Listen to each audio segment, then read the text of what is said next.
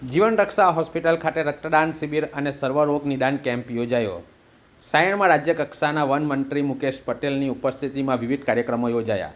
ઓલપાડ તાલુકા Bharatiya Janata party દ્વારા આયોજિત સેવા પખવાડિયા અંતર્ગત સાયણ ખાતે આવેલ જીવન રક્ષા હોસ્પિટલ ખાતે રક્તદાન શિબિર અને સર્વરોગ નિદાન કેમ્પ યોજાયો હતો, જેમાં મોટી સંખ્યામાં લોકોએ રક્તદાન કર્યું હતું તેમજ સર્વરોગ નિદાન કેમ્પનો લાભ લીધો હતો.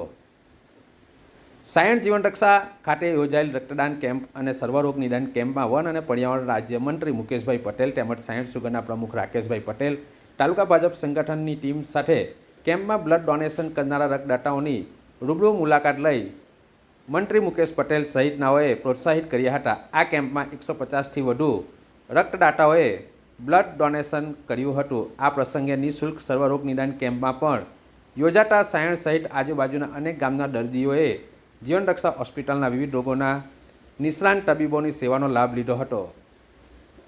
ત્યારબાદ સાયણ ખાતે વન પર્યાવરણ મંત્રી મુકેશ પટેલની ઉપસ્થિતિમાં ઓલપાડ તાલુકા પંચાયતમાં સમાવિષ્ટ સાયણની 3 સીટો ઉપર સરકારની વિવિધ ગ્રાન્ટમાંથી ફાળવવામાં આવેલ વિકાસ કાર્યોનું ખાતમુહૂર્ત લોકાર્પણ સાથે રનિંગ કામો તથા સરકારની ગ્રાન્ટ છેવાડાના લોકો સુધી પહોંચે તે માટે સમીક્ષા બેઠક યોજાઈ હતી, જેમાં મંત્રી મુકેશ પટેલે વિવિધ કામોની સમીક્ષા કરી વિવિધ યોજનાઓ વિકાસના કામોની ચર્ચા કરી હતી. આ બેઠકમાં સાયણના સરપંચ ભાવનાબેન પટેલ, પડિયા ગામના સરપંચ અનિરુદ્ધસિંહ ગોહિલ, ડેલારના સરપંચ વીણાબેન પટેલ તથા તાલુકા પંચાયતના ચૂંટાયેલા સભ્યો, ભાજપના પદાધિકારીઓ સાથે ચર્ચા કરી સરકારની લાભાર્થી યોજનાઓનો લાભ અપાવવા અનુરોધ કર્યો હતો.